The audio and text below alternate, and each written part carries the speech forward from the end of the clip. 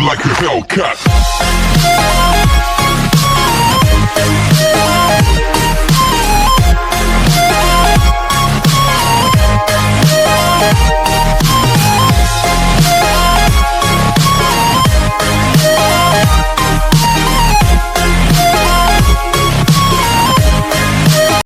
Drama start होता है जहां मोबाइल में किसी का कॉल आ रहा होता है कि तभी हम ड्रामे की मेन फीमेल लीड कैरेक्टर शिटोमो को देखते हैं जो सो रही थी और मोबाइल की रिंग से उठ जाती है और सोते हुए ही कॉल को रिसीव करने के चक्कर में उसका मोबाइल उसके हाथ से छूट जाता है और नीचे कवर्ड के बीच में गिर जाता है, जिसके बाद वो मोमो अपने मोबाइल को इंगल के हब से बाहर निकालती है जहां उसे एक नोट मिलती है जिसे देख वो खुश होती है। वहीं अपनी मोबाइल की स्क्रीन जो कि गिरने से टूट चुकी होती है देख थोड़ा दुखी होती है।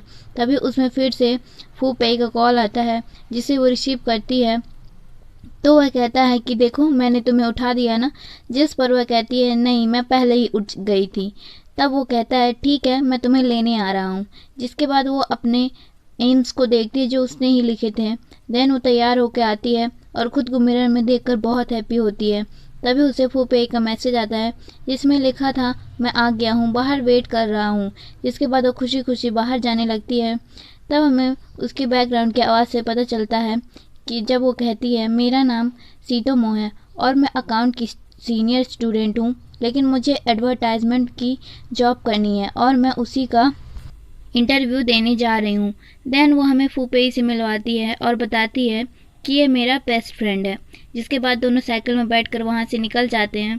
जहाँ रास्ते में वो दोनों बहुत खुश नज़र आ रहे होते हैं कि तभी उनकी साइकिल किसी और की साइकिल से टकराती है और तीनों ही गिर जाते हैं। जिसके बाद हम तीसरे शख्स को देखते हैं जो कि हमारा मेन मेल लीड कैरेक्टर है जिसे फू पेई जानता है, जिसका नाम गुवेई वो होता है। तब गुवेई पूछता है क्या तुम ठीक हो? फू पेई कहता है मैंने बचाने की बहुत कोशिश की थी। तब गुवेई कहता है मैंने तुमसे नहीं पूछा। तब मोमो को देखते हुए जिसकी ड्रेस साइकिल की चेन में फंस गई होती है और उसे निकालने की कोशिश कर रही होती है, तब गुवेई उसके पास जाता है और कहता है शायद तुम बहुत जल्दी में हो, जिस पर मोमो हाँ कहती है।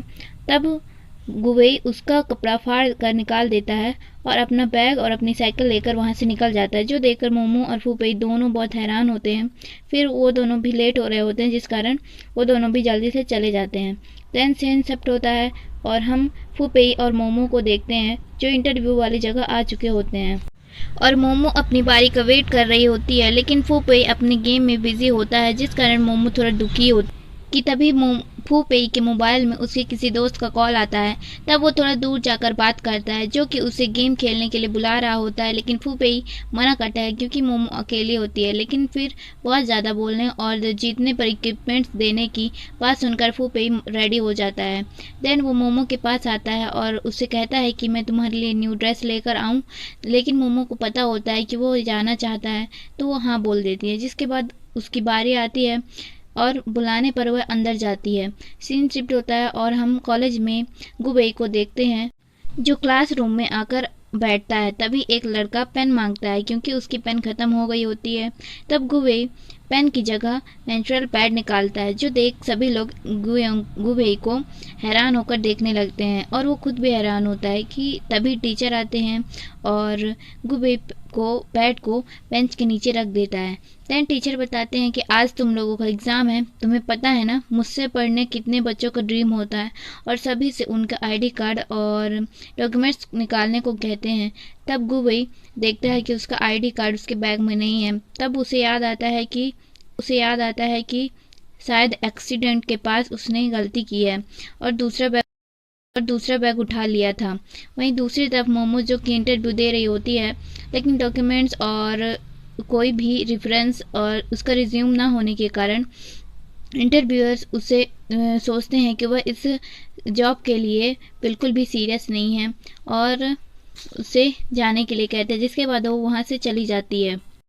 शीन गुवेई को पर शिफ्ट होता है जो कि टीचर को सच बता देता है कि वो आईडी कार्ड लाना भूल गया है। हालांकि रिक्वेस्ट करता है कि वो उसे एग्ज़ाम देने दें, लेकिन टीचर नहीं मानते और वो कहते हैं कि तुम इतने बड़े एग्ज़ाम के दिन अपने आईडी कार्ड लाना कैसे भूल सकते हो। और वो क्लास के बाहर निकाल देते हैं। जिसके बाद वो बाहर आ जाता है, तभी मोमो के मोबाइल में कॉल आता है जो कि गुबई रिसीव करता है। जिस पर फूबे पूछता है, मोमो तुम कहाँ हो। गुबई बताता है कि मैं मोमो के बारे में तो नहीं जानता, लेकिन मैं एग्ज़ाम नहीं दे पाया, और थोड़ा थोड़ा गुस्सा भी होता है। और तभी मोमो के पास भी गुबई के मोबाइल में कॉल आता है। जिसके बाद हम तीनों को एक साथ बैठे हुए देखते हैं, जहाँ फूबे सभी के लिए ड्रिंक लेकर आता है और इंट्रोडक्शन कराने लगता है, लेकिन गुबई काम की बात करने को कहता है। जिसके बाद दोनों अपना अपना बैग एक्सचेंज करते हैं। गुबई अपने बैग चेक करने लगता है, जिस पर फूबे कहता है कि तुम्हें क्या लगता है कि मोमो ने कुछ चुराया होगा। जिस पर गुबई कहता है कि तुम भी चेक कर लो। तब मोमो भी अपना बैग चेक करने लगती है। जिसके बाद वो कुछ ढूंढने लगती है। तब फूबे पूछता है कि क्या हो गया। तब वो बताती है कि लड़के वाली चीज़। तब गुबई को याद आता है कि वो तो बेंच के नीचे ही रखा रह गया है, लेकिन मोमो मजाक उड़ाते हुए कहती है कि उसे मेरी तरफ से गिफ्ट समझ कर रख लो। तब गुबई कहता है कि मैं उसका क्या करूँगा। मोमो कहती है तो दो फिर, लेकिन गुबई कुछ कहता उसके पहले ही मोमो जाने लगती है और कहती है अगर किसी और चीज़ की ज़रूरत हो तो मुझे ज़रूर बताना। दैन वो घर आती है। तब उसकी रूममेट्स उसके इंटरव्यू के बारे में पूछती हैं, जिसके बाद वो थोड़ा बातें करती हैं।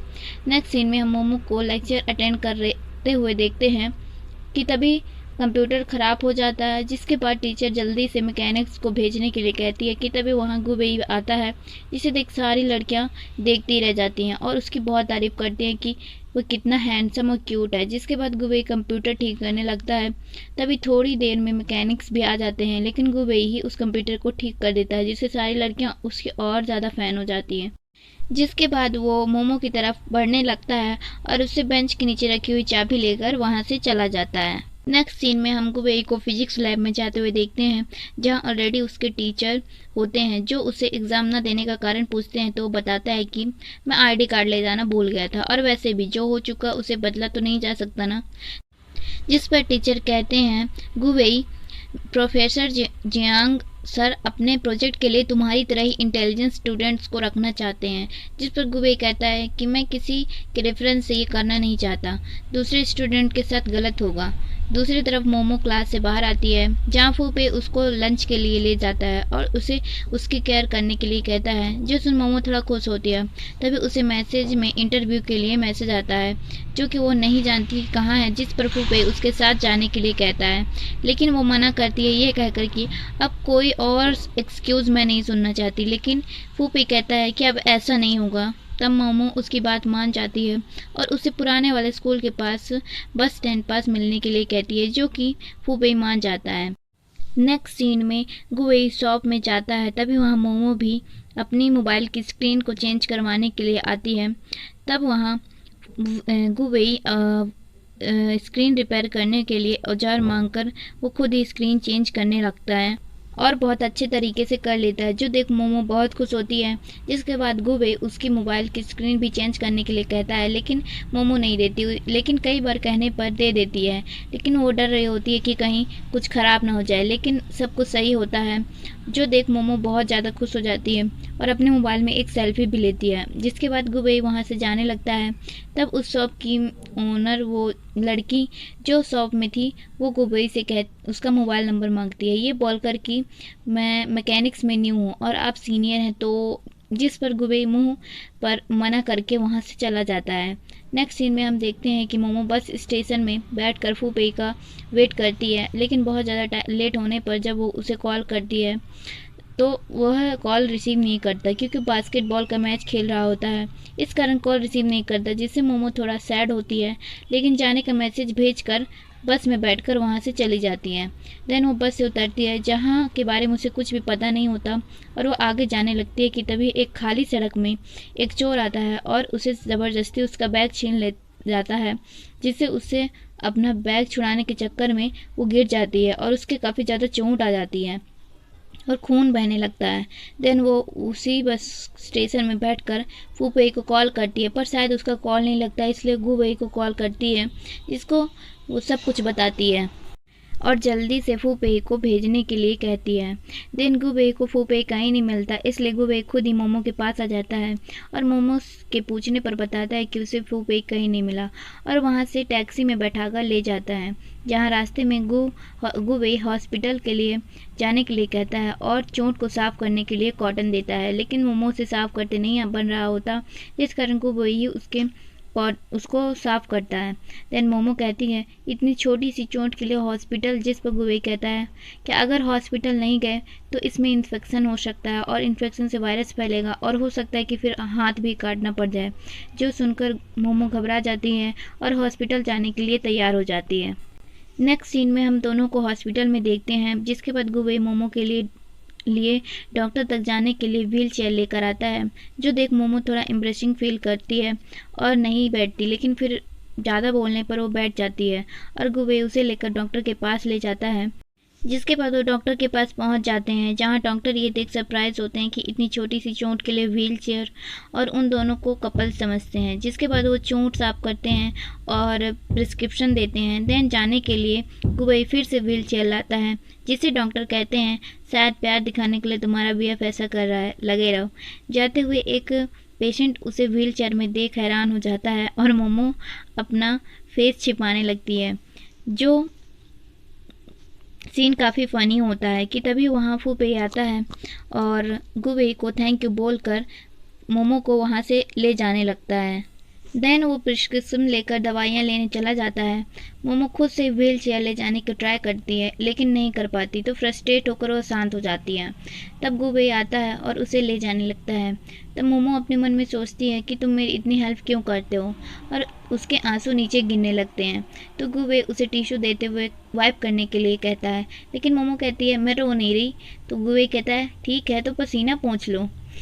नेक्स्ट एपिसोड हम देखेंगे नेक्स्ट वीडियो में, तब तक के लिए बाय।